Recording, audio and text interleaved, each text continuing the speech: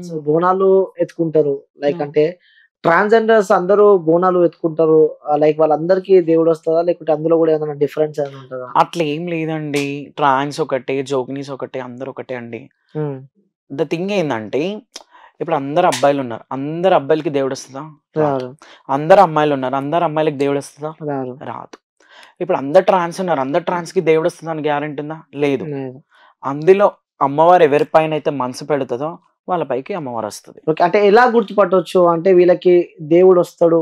అంటే ఎలా గుర్తుపట్టొచ్చు వాళ్ళని ఎలా మనం? గుర్తుపట్టొచ్చంటే ఇప్పుడు దేవుడొచ్చే వాళ్ళు ఒక మనిషి ఒక సాధారణమైన మనిషిని ఎవరైనా నార్మల్‌గా లెక్కేస్తామా మనం? లెక్క అంటే దాని ఇన్ ద సెన్స్ ఒక సాధారణమైన మనిషికి డిఫరెన్స్ ఉంటది. హ్మ్. హ్మ్. దేవుడొచ్చే వాళ్ళకి డిఫరెన్స్ ఉంటది. డిఫరెంట్‌గా ఉంటారు. అంటే దాని అర్థం ఏందంటే వాళ్ళు ఎక్కువ దేవుడి మైకంలో ఉండడము, బొట్లు పెట్టుకోవడము. హ్మ్. హ్మ్. ఆహ్, ఎక్కువ మేము పూజలల్లకెళ్తాం కాబట్టి మాకు కంకణాలుంటాయి ఇట్లా. ఓకే. మళ్ళీ కాళ్ళకి బేడీలుంటాయి. హ్మ్.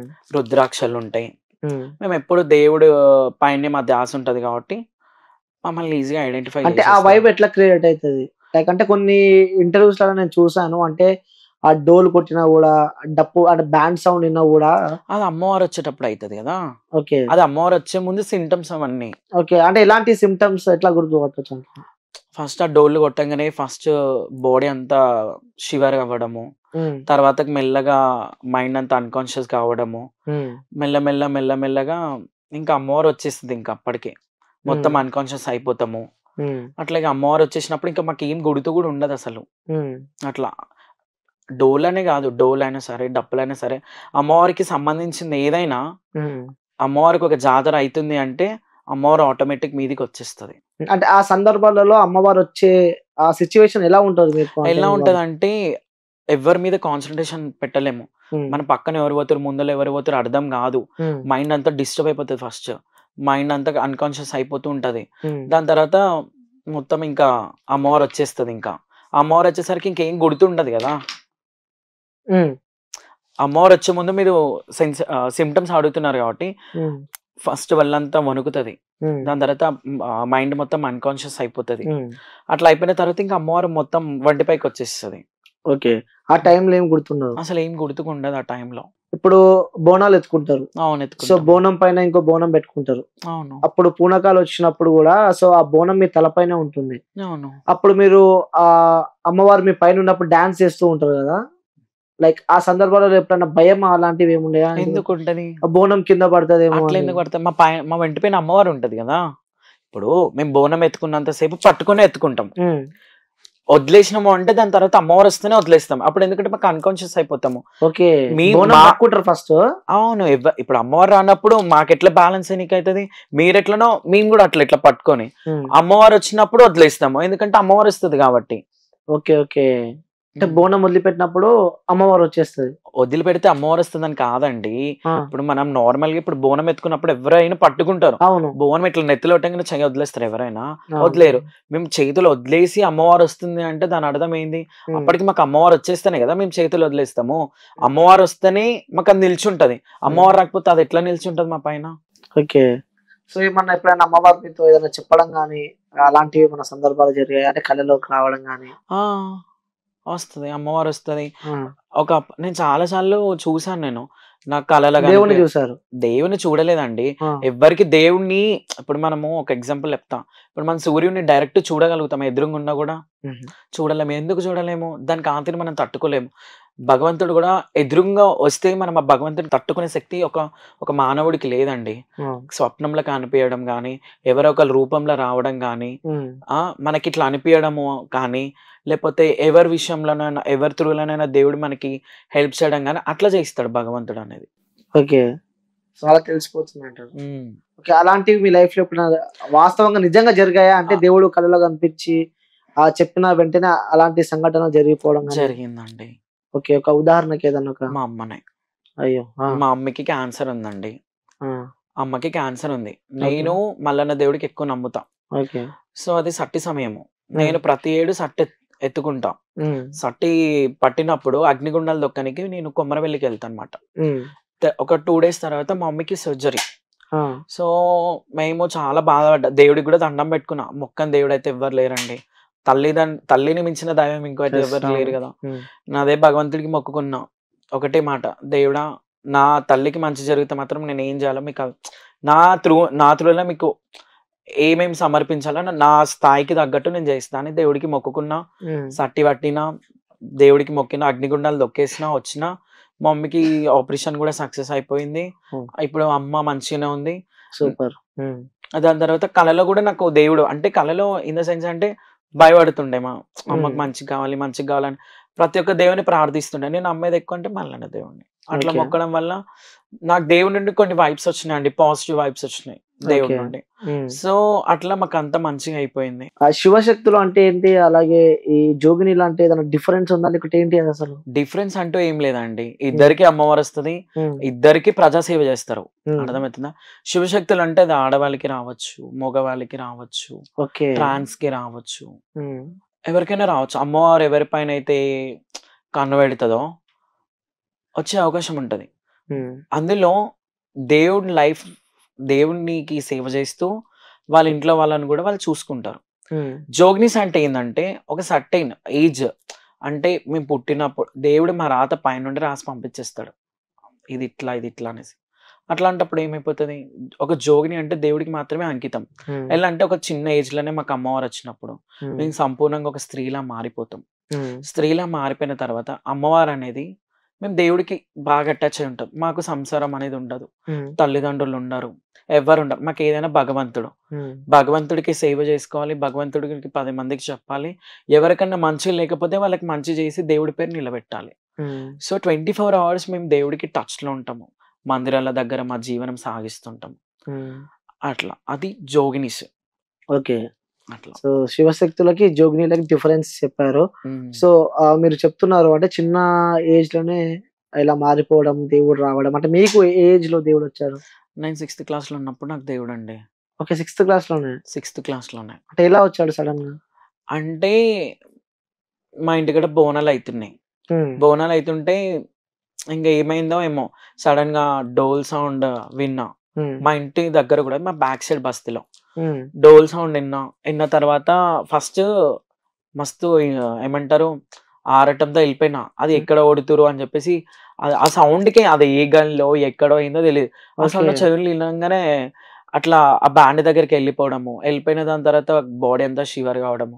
ఉమ్, దాని తర్వాత తర్వాత సడన్ గా అన్కాన్షియస్ అయిపోయిన తర్వాత లేచి చూసేసరికి వాళ్ళంతా పసుపు పసుపు ఉంది, వాళ్ళంతా బరువెక్కినట్టు, కాలు చేతులు గుంజడం ఓకే. అట్లా అయింది. దాని తర్వాత వేరే వాళ్ళు నాకే సడన్ గా అట్లా అయిపోయింది.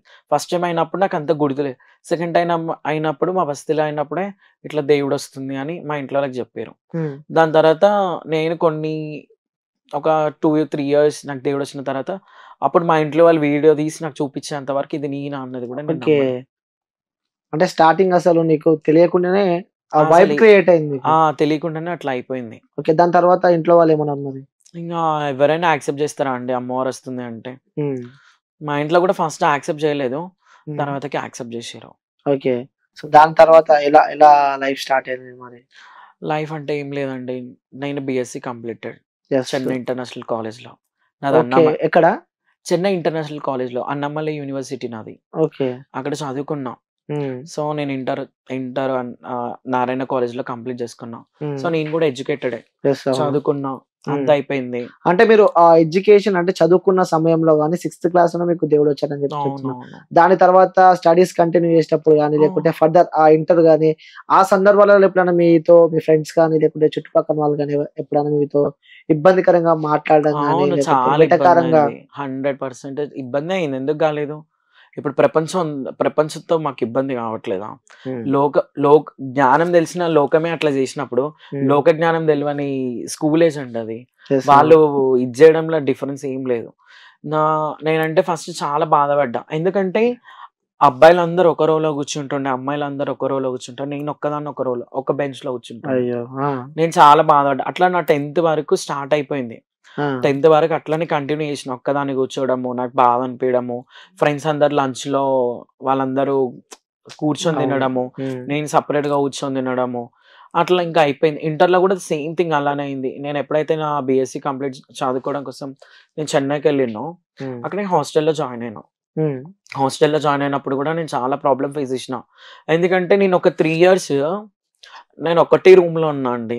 నా రూమ్ లో ఎవరు లేకుంటుండే. ఓకే. ఎందుకంటే నేను ట్రాన్స్ అని అంటే లైక్ నా బిహేవియర్ అమ్మాయిలా ఉంది. నా హ్మ్. నడక అమ్మాయిలా ఉందని చెప్పేసి నేను 3 ఇయర్స్ ఒక్కదాన్నే. అసలు మా కాలేజ్‌కి, మా హాస్టల్‌కి ఒక 20 కిలోమీటర్స్. 20 కిలోమీటర్సా? 20 కిలోమీటర్స్ జర్నీ ఉంటది. కాలేజ్ బస్ ఉంటది. ఆ బస్‌లో గూడా నేను నించొనే పోతుండే. నాకు సీట్ ఇచ్చేవాళ్ళు గాదు. అయ్యో! ఒకవేళ ఇన్ ఆ! కేస్ నేను ముందెళ్ళి కూర్చుంటే, ఆ సీట్ పక్కన ఎవరు నించుంటున్నారు కూర్చునేవాళ్ళు గాదు.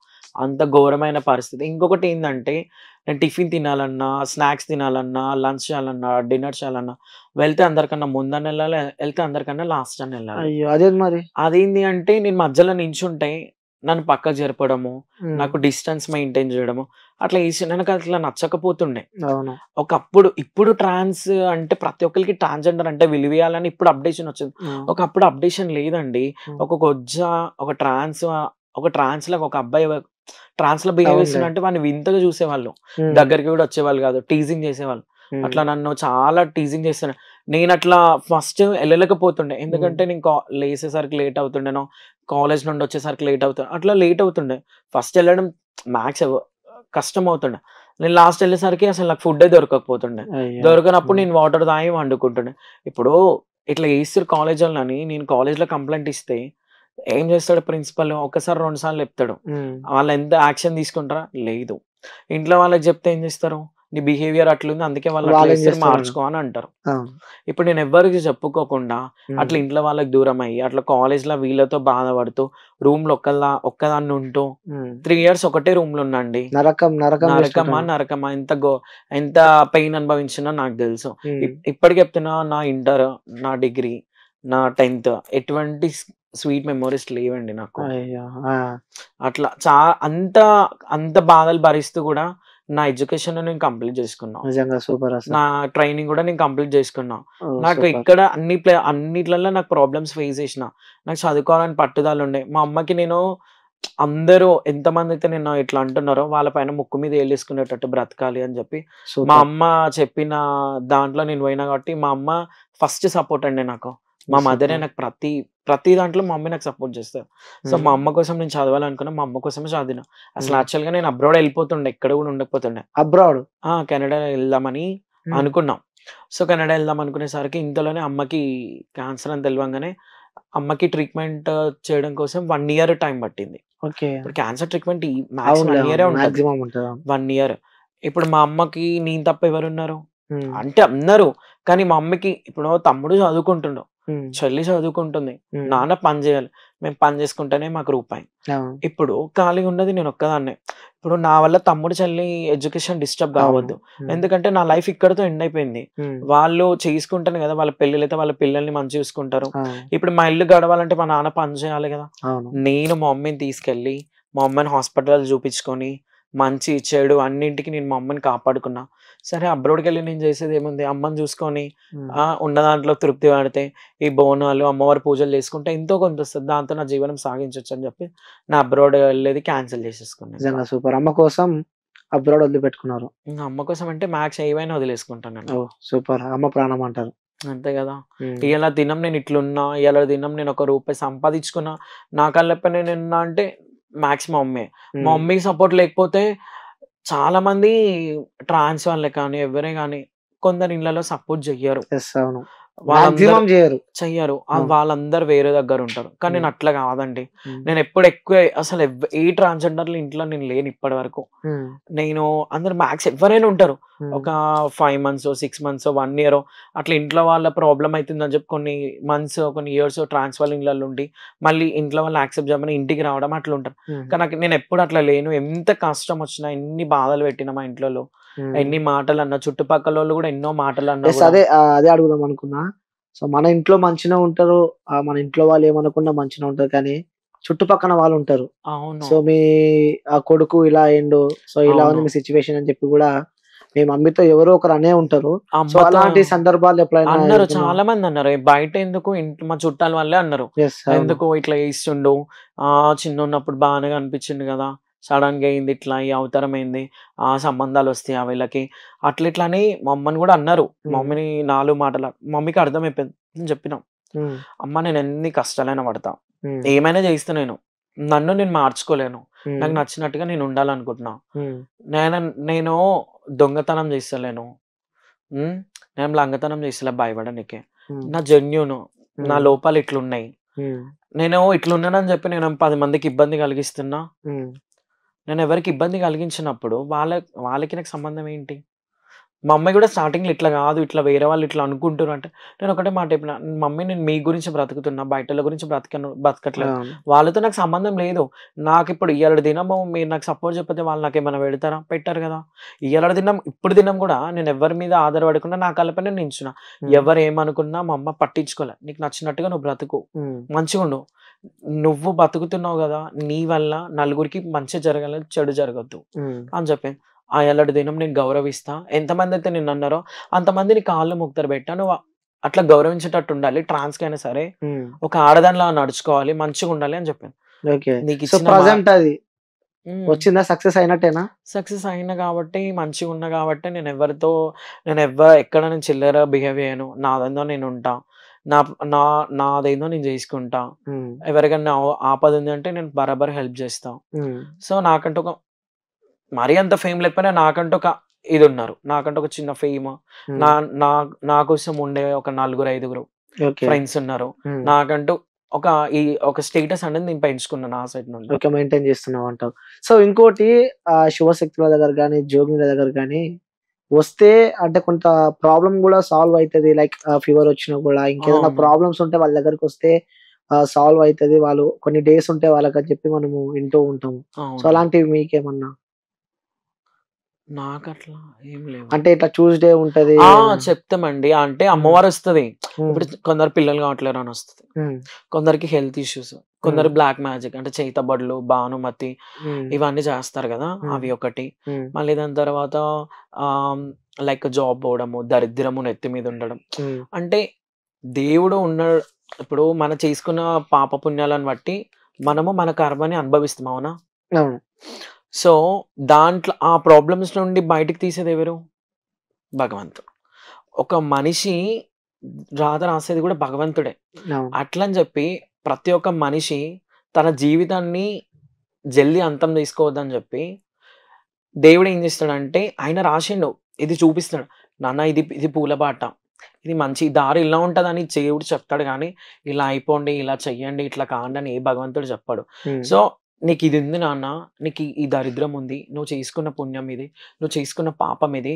నీకిప్పుడు సంతానమయ్యే యోగం ఉందా? లేదా? సరే. నీకు యోగం ఉంది అంటే దాని అర్థమేంది? నీకు దానికి తగ్గ పరిహారం ఏముందో, పరిష్కారం ఏదుందో అప్పుడు అమ్మవారికి జూస్తది. అమ్మవారు చూసిన తర్వాత నీకు సంతాన యోగం ఉందంటే అది ఏ విధంగా ఎళ్తే అయితది. ఓకే. సో ప్రెజెంట్ ఉన్న జనరేషన్‌ల జోగినీలకు గాని, ట్రాన్స్‌జెండర్స్ ఈళ్ళందరూ శివశక్తులకు గాని, సో శివశక్తులను పక్కన పెడితే ట్రాన్స్‌జెండర్స్ ముఖ్యంగా మనం మాట్లాడుకోవాల్సొస్తే, సో వాళ్ళకి వాల్యూ ఏ విధంగా ఉందనుకుంటున్నారు ఈ సమాజంలో చూస్తూ ఉంటే? నిజంగా ఎందుకు అడుగుతున్నానంటే, చాలా బాధేస్తుంటది వాళ్ళని చూస్తుంటే. వాళ్ళు మనలా ఓ మనుషులే. కానీ రీసెంట్‌గా ఒక మనుషులలో అవేర్‌నెస్ వచ్చింది గానీ గవర్నమెంట్‌లో అవేర్‌నెస్ రాలేదండి. హ్మ్. ఒక మనిషి ట్రాన్స్‌కి విలువిస్తున్నాడండి. ఒకప్పుడు హ్మ్. విలువిచ్చేవాళ్ళు కాదు. హ్మ్. ట్రాన్స్‌కి ఇప్పుడు విలువిస్తున్నారు. యెస్. అవును. హ్యాపీ అనిపిస్తుంది. ఒక గవర్నమెంట్ గుర్తించట్లేదు. హ్మ్. గవర్నమెంట్ గుర్తిస్తే ఒక ట్రాన్స్ రోడ్డు మీదకి రావాల్సిన అవసరం లేదండి. హ్మ్. నేను చెప్తున్నా గదా! హ్మ్. ఒక ట్రాన్స్ రోడ్డు మీదకి రావాల్సిన అవసరం లేదు. అంటే ఎలాంటి గుర్తింపులు గావాలనుకుంటున్నారు చెప్పింది వినండి. ట్రాన్స్‌జెండర్స్‌కి? ఒక ట్రాన్స్ రోడ్డు మీదకొస్తుంది గాబట్టే గదా! మానభంగాలయితున్నాయి. డబ్బుల కోసం కొట్టి చంపడాలయితున్నాయి. ఒక ట్రాన్స్‌కి అసలు భద్రత లేదండి. ఒక అమ్మాయి 2 గంటల రాత్రి గూడా ఒంటరిగా తిరుగుతుందంటే ఆమెకి భద్రతుంది. హ్మ్. ఒక మొగోడు 24 గంటలు తిరుగుతున్నాడు. వాడికి భద్రతుంది. ఒక ట్రాన్స్ తిరగలేకపోతుందండి. ఎందుకు? భద్రత లేదు. హ్మ్. ఒకవేళ మేము చచ్చిపోయినా గూడా మాకు అడిగేటోళ్ళు ఎవరు లేరు గదా! అది. ద థింగ్ ఏందంటే ఇప్పుడు మమ్మల్ని కొట్టి చంపేసినా గూడా ఎవరు అడగరు. హ్మ్. ఆహా! ఓకే. ట్రాన్స్‌రా ఎవరు వెనక ముందు ఏం లేరు. హ్మ్. ఈ కేస్‌ని ఫైల్ చేసి వేస్ట్. ఇన్వెస్టిగేషన్ చేసి కూడా వేస్ట్ అని వదిలేస్తారు వాళ్ళు. హ్మ్. అది ఇప్పుడు ఒక అమ్మాయి చనిపోయిందనుకో, ఎన్ని టీవీలలో పడవు, ఎంతమంది సినిమా హీరోలు రారు, ఎంతమంది గవర్నమెంట్ రారు, ఎంతమంది డబ్బులివ్వరు. హ్మ్. హ్మ్.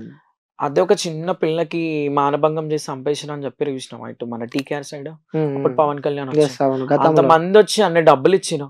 మొన్న రీసెంట్‌గా ఒక ట్రాన్స్ చనిపోయింది. హ్మ్. అవును. ట్రాన్స్ చాలా చనిపోయింది. దారుణం. అసలు ఎవరు తనని చూడని కూడా చూడలేదు. అంత ఘోరంగా కొట్టి చంపేసిర్రు అంటే పొద్దున్న 6 గంటలకు అది సంఘటన అయింది. హ్మ్. ఆ టైంలో నైట్ అంటే మనం ఏమన్నా అనుకోవచ్చు. మార్నింగ్ టైంలో అంత ఘటన జరుగుతుంది అంటే చుట్టుపక్కల ఉన్న వాళ్ళు కూడా అవేర్‌నెస్ రాలేదు. పోలీస్ వాళ్ళు కూడా అంత చూడట్లేరు అంటే దాని అర్థం ఏందండి? ఒక ట్రాన్స్‌కి విలువ లేనట్టే గదా! హ్మ్. గవర్నమెంట్ ఫస్ట్ అవేర్‌నెస్ తేవాలండి. నామ్‌కే వాజ్ 3 కాలమ్స్ క్రియేట్ చేయడం కాదు. Male, female, trans or others అని పెట్టడం కాదండి. హ్మ్. అంటారు మేము గూడా ట్రాన్స్‌జెండర్స్‌కి జాబ్స్ ఇచ్చాం గదా! అంటే యెస్. నామ్‌కే వాజ్ ఒక్కళ్ళకిస్తే సరిపోతదా అండి సింపతి కోసము? హ్మ్. అంతేనా అంటే కాదా? మేల్, ఫీమేల్, అదర్స్ బదులు ట్రాన్స్‌జెండర్‌కి ఒక గుర్తింపు రావాలంటారు. అవునండి. కాలమ్ పెట్టినంత మాత్రాన ఒక ట్రాన్స్‌కి మంచి అయిందని గ్యారంటీ ఏందండి? గ్యారంటీ కాదు. అయిందని రుజువేముంది? ఇప్పుడు హ్మ్. ఒక ట్రాన్స్ డాక్టర్ అయింది. ఒక ట్రాన్స్ పోలీస్ అయింది అని చెప్తున్నారు. హ్మ్. అవునండి. చెప్తున్నారు. ఒకళ్ళకిస్తే సరిపోద్దా? వాళ్ళకొక్కళ్ళకి ఇచ్చారు. హ్మ్. వాళ్ళకొచ్చే జీతంతో వాళ్ళకెవరికైనా సాకుతున్నారా? వాళ్ళ పర్సనల్ ప్రాబ్లమ్స్ వాళ్ళకే ఉంటాయి. నువ్వు ప్రతి ఒక్క ట్రాన్స్‌కి నువ్వు జాబ్ ఆప్షన్ ఇవ్వబ్బా! హ్మ్. చాలా మంది చదువుకున్న వాళ్ళున్నారు. ఎగ్జాంపుల్ నేనే. యెస్. అవును. చదువుకునే వాళ్ళు చాలా మంది నువ్వు గవర్నమెంట్‌లా నువ్వు వాళ్ళు కాకపోతే వాళ్ళ పిల్లలు కాకపోతే వాళ్ళ పిల్లలకి నువ్వెందుకు వంశపారం చేయాల్సిన అవసరం ఏందండి? హ్మ్. ఆ! ఇప్పుడు మేము ట్రాన్స్‌జెండర్స్ ఉన్నాము. అరే! ఒక మనిషికి ఇప్పుడు జాబ్ చేసిండు. వాడు క్వాలిఫై అయిండు. వాడు క్వాలిఫై అయిపోయిందా? వానిది అయిపోయిందా? అక్కడి వరకు క్లోజ్ చేయాలి. వాళ్ళ పిల్లలకి రావడం వంశపరంగా రావడం ఏమన్నా గవర్నమెంట్ వాళ్ళు సంపాదించుకున్న సొత్తా? చెప్పండి. హ్మ్. ఇప్పుడు చాలా అట్లా చూసుకుంటే చాలా ఉంటాయి. అరే! చదువురాని ట్రాన్స్ వాళ్ళకి సఫాయి పని ఇయ్యండి. హ్మ్. జీహెచ్ఎంసీలో జాబ్ ఇవ్వండి. చదువొచ్చినోళ్ళకి అన్ని సెక్టార్‌లలో జాబ్ ఇవ్వండి.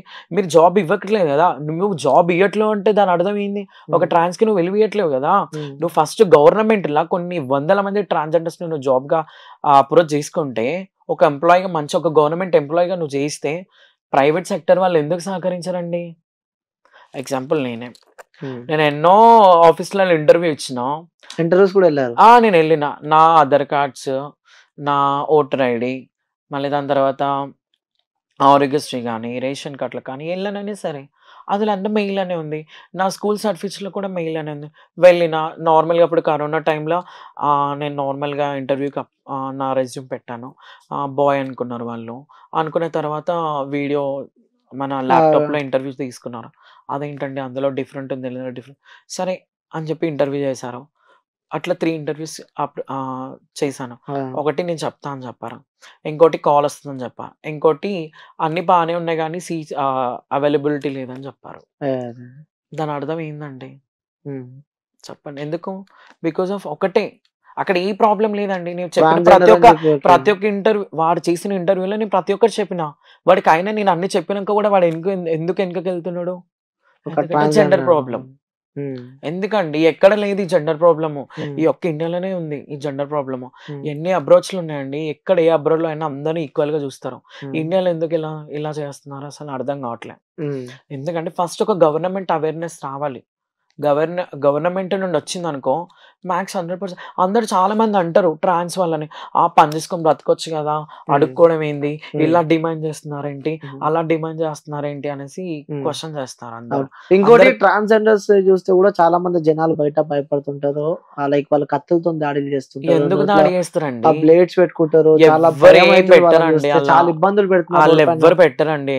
హ్మ్. అసలైన ట్రాన్స్ వాళ్ళు బ్లేడ్లు గిట్ల మాకేయకుండా ఉంటే చాలది. సరేనా? హ్మ్. మాకేయకుండా ఉంటే చాలు. మమ్మల్ని పొడవకుండా ఉంటే చాలు. మమ్మల్ని చంపకుండా ఉంటే చాలు. మమ్మల్ని కొట్టి డబ్బులు గుంజుకోకుండా ఉంటే చాలు. హ్మ్. నువ్వు బాగున్నావు, నిన్ను ఇష్టపడుతున్నా అని చెప్పి మమ్మల్ని ప్రేమించకుండా ఉంటే చాలు. మా హ్మ్. డబ్బు పైన వ్యామోహం వాళ్ళు చూడకుండా ఉంటే చాలు. హ్మ్. మేమెందుకండి మేము పొద్దున్న లేసి అడుక్కొని తినేవాళ్ళము. ఆ! హ్మ్. ఎందుకు అలా చేస్తారు చెప్పండి? హ్మ్. హ్మ్. మాకేం అవసరం బ్లేడ్లు, కత్తులు మెయింటైన్ చేస్తే మాకేమైనా ఉపయోగమా చెప్పు? హ్మ్. అవన్నీ ఫేక్ ముచ్చట్లండి. అన్నీ ఇట్లా రూమర్స్‌లో చెప్తారు. హ్మ్. అంటే ఆ ట్రాన్స్‌జెండర్స్ లవ్ ఏ విధంగా ఉంటదంటే ఒకవేళ ట్రాన్స్‌జెండర్‌ని ఇష్టపడే వ్యక్తులు గూడా ఉంటారు. సో, ఆ లవ్ ట్రూ ఉంటదంటారా? చెప్ మ్యాక్స్ అండి. ఎవరో కొందరండి. అందరు పెళ్ళిళ్ళు ఎన్ని పెళ్ళిళ్ళు చేసుకొని అన్ని పెళ్ళిళ్ళు నిలుస్తున్నాయా ట్రాన్స్‌లో? హ్మ్. ఏ పెళ్ళిళ్ళు నిలవవండి. ఏవైనా కొన్ని రోజుల వరకు అట్లా ఉన్నాయి. ట్రాన్స్ వాళ్ళు ఒక అబ్బాయిని పెళ్లి చేసుకున్నారు అంటే అది వాళ్ళ అదృష్టం బావుంది. వాళ్ళు ఏ జన్మలో ఏ పుణ్యం చేసుకున్నాడో, లేకపోతే ఆ అబ్బాయి మైండ్‌సెట్ ఎంత మంచిగుందో, హ్మ్. వాడిలో ఎటువంటి దురాచరణ లేకపోతే ఒక అమ్మాయి ఏందో ఒక ట్రాన్స్ కూడా అంతే అని చెప్పి వాడు లైఫ్‌ని అట్లా ట్రాన్స్‌తో లీడ్ చేస్తాడు. హ్మ్. వాడు లీడ్ చేసినాడేమన్నా వాళ్ళ పేరెంట్స్‌తో తీసుకొనెళ్లి చూపిస్తాడా? చెయ్యడు. హ్మ్. వాడు కూడా దొంగతనంగానే లీడ్ చేస్తాడు. చేస్తాడు మాతోటి. నాకు ఉన్నారండి, నేను లవ్ చేయాలని కూడా చాలా మంది, పెళ్లి చేసుకోవాలని కూడా చాలా మంది, ఇప్పటికి ఇప్పటికి చాలా మంది ఉన్నారు. నా కోసం ఒక అబ్బాయి కూడా సూసైడ్ చేసుకుని చనిపోయాడు. ఆ? రియల్ గా పేరైతే Suicide? చెప్పను, ఉమ్, 100% నిజం ఇది మాత్రం. ఉమ్. ఇది మాత్రం నిజం. ఒక అబ్బాయి నా గురించి చనిపోయాడు, సూసైడ్ చేసుకొని? సూసైడ్ చేసుకుని చనిపోయిండు. అయ్యో, సో నేను పెళ్లి చేసుకోను, ఎందుకంటే ఏంటి ప్రాబ్లం? ఎందుకు సూసైడ్ ఎందుకు చేసుకున్నాడు? లవ్ చేస్తా అనేసి ఇది చేస్తా, నేను నమ్మలేదు. ఉమ్, ఇప్పుడు నేను దునియా మందిని చూస్తున్నాండి, అవునులే. దునియా మందిని చూసినప్పుడు నేను ఎన్నో మంచి మంచి అమ్మాయిలనే వదిలేసిపోతున్నారు, అవును. మమ్మల్ని వదిలేరని గ్యారంటీ ఏంది ఒక్క మాట. ఉమ్, ఇప్పుడు ఒక అబ్బాయి నన్ను లవ్ చేస్తున్నాడు అంటే వాడు సంవత్సరంలోకి తీసుకుపోవడానికి మాత్రమే ఎక్కువ ఇష్టపడ్డాడు వాడు. అటువంటిది నన్ను పెళ్లి చేసుకుంటున్నాడు అంటే వాళ్ళ ఇంట్లో వాళ్ళ దగ్గర తీసుకెళ్తాడా? చేసుకున్న పెళ్ళంకి ఏమైనా చెప్పకుండా చెప్తాడా? చెప్పాడు కదా. ఉమ్, నాకు అక్కడ రాని గుర్తింపు వాడిని చేసుకుంటే ఏంది, చేసుకోకపోతే ఏంది? ఉమ్, ఎంత మంచి మొగోడైనా 4 గోడల మధ్యలో నువ్వు నా గుండెకాయ, నువ్వు నా దొండకాయ, నువ్వు నా బెండకాయ అంటాడు. అది ఉమ్, బయటికి వెళ్ళినాక ఆ మాటలు అంటాడా వాడు? ఉమ్, 10 మందిలో చేతి పట్టుకొని తీసుకెళ్తాడు ఒక మొగోడు? ఉమ్, వెళ్ళాడు. ఎంత పెద్ద మొగోడైనా సరే నెంబర్ ఇవ్వు, నీ ఐడి చెప్పు, అది చెప్పు, ఇది చెప్పు అని దాని తర్వాత మెసేజ్ చేస్తారు మంచిగా. నువ్వు బాగున్నావు, అందంగా ఉన్నావు, అమ్మాయి కూడా పనికిరాదు, అది ఇది ఎక్సెట్రా ఎక్సెట్రా అని చెప్తాడు. ఉమ్, 4 గోడల మధ్యలో ఎంతో పొగుడుతాడు. ఉమ్, పెళ్లి చేసుకొని నేను సాకుతాన్నదా అంత మంచిగా చెప్తాడు. నా అమ్మాయితో నువ్వంతే అన్న కాడికి చెప్తాడు. అదే ఉమ్, మరి పెళ్లి ఎందుకు చేసుకోడండి మరి? ఉమ్. 10 మందిలో ఎందుకు తీసుకుపోడండి? ఎందుకు అంటారు? ఎప్పుడన్నా మీకు ఆన్సర్? తీసుకపోరండి, తీసుకపోరు. ఎందుకంటే అదొక ఉంది కదా జెండర్ అనే ప్రాబ్లము. అట్లాంటప్పుడు ఆ జెండర్ ప్రాబ్లం వాడు చూసినోడు, వాడు నన్ను అర్థం చేసుకుంటుండని నమ్మకం ఏంది? వాడేదో ఏదో ఒక ఒక ఇంటెన్షన్‌తో నా దగ్గరకొచ్చిండు గదా. నేను అందంగానే ఉన్నాననో, నన్నేమన్నా చెయ్యాలనో, ఏదో ఒక విషయంలో అయితే నా దగ్గరకొస్తాడు గదా. ఆ ఉద్దేశంతో వచ్చినోళ్ళని మనం ఎట్లా ఇష్టపడతాం? వాళ్ళు మనతో పర్మనెంట్‌గా ఉంటారని దాని అర్థం ఏంది? అట్లాంటప్పుడు అవన్నీ పట్టించుకోవద్దు, అవన్నీ ఒక మొగోడు ఎప్పుడు ట్రాన్స్‌తో ఉండడండి మ్యాక్స్. చాలా మంది ట్రాన్స్‌జెండర్స్ గూడా ఆ అబ్బాయిలు ఇట్లా మోసం చేశారు, వెళ్ళిపోయారు అని చనిపోయిన చెప్తారు. వ్యక్తులు కూడా ఉన్నారు చనిపోయిన transgenders లో. వ్యక్తులోనున్న ఒక అబ్బాయి కోసం ఒక చాలా మంది ట్రాన్స్ వాళ్ళు ఊరేసుకొని చనిపోయిన వాళ్ళు గూడా ఉన్నారండి. అవును. అలా మోసం చేసి వెళ్ళిపోతారు. ఉమ్, అట్లాంటప్పుడు మనం ఎవరినండి నమ్మేది చెప్పండి? ఒక అమ్మాయినే వదిలేసి వెళ్ళిపోతున్నాడంటే మేము ఒక ట్రాన్స్ మమ్మల్ని వదిలేసిపోవడంలో గ్యారెంటీ ఇది ఇది ఇందులో ఉండేయండి. సో అందుకోసమే ఇన్ కేస్ ఫ్యూచర్ లో కూడా ఎవరిని ఎవరిని చేసుకోమండి. నేనైతే ఒక జోగినిని కాబట్టి నేను అవన్నీ, నాకు పెళ్ళిళ్ళు పేరంటాలు ఏమి లేవు. నేను దేవుడిలో నిమగ్నం అయి ఉన్నా. దేవుడే నా సర్వస్వం, దేవుడే నా శ్వాస, దేవుడితో నేను బ్రతుకుతా. నా లైఫ్ ఉన్నన్ని రోజులు మా ఇంట్లో చూసుకుంటా, ఆ దేవతను చూసుకుంటా. రైట్. చివరిగా మీ ఫాలోవర్స్ కానీ మిమ్మల్ని ఇష్టపడే వ్యక్తులకు కానీ చెప్పాలంటే ఏం చెప్తున్నారు? నేనైతే ఒకటే చెప్తా అండి, జెండర్ భేదాలు చూడకుండా మనుషులను ఇష్టపడాలి. అమ్మాయిలకి ఎంత విలువ ఇస్తున్నారో ఒక ట్రాన్స్‌కి కూడా అంతే విలువ ఇవ్వాలి. ఒక ట్రాన్స్ కానీ, ఒక జోగిని గానీ ఎవరైనా సరే ఒక థర్డ్ జెండర్‌తో కనిపించిన వాళ్ళకి హేళన చేయకుండా ఒక రెస్పెక్ట్ ఇవ్వాలి. అర్థమవుతుందా? నేను అదే కోరుకుంటా. ఫస్ట్ గవర్నమెంట్ నుండి అవేర్‌నెస్ రావాలని కోరుకుంటా. అట్లే చుట్టూ ఉన్న మనుషుల దగ్గర నుండి కూడా ఒక మంచి అవేర్‌నెస్ రావాలి. ట్రాన్స్ వీళ్ళు కూడా ఒక మనుషులని చెప్పి వాళ్ళు మాకు హెల్ప్ చేసేటట్టు, మాకు అనుకూలంగా ఉండేటట్టు, మంచిగా ఉండేటట్టు ఉండాలి. మేము ఎవరికీ హాని పెట్టము. మా ప్రాణం పోయే ఒక్క నిమిషం చివరి నిమిషం వరకు కూడా అందరికీ మంచి చేయాలని అనుకునే స్వభావం ఉండేది ట్రాన్స్‌జెండర్స్‌కి అండి. ఓకే. సో అందరిలో మేము ఒకరమే. సో మాకు వాల్యూస్ రెస్పెక్ట్ ఇవ్వండి, మేము ఏమి చేయము అని చెప్పి అంటున్నాను. అవునండి. సో ఓకే అండి. సో పిలిచినందుకు వచ్చినందుకు thank you so much. Thank you అండి.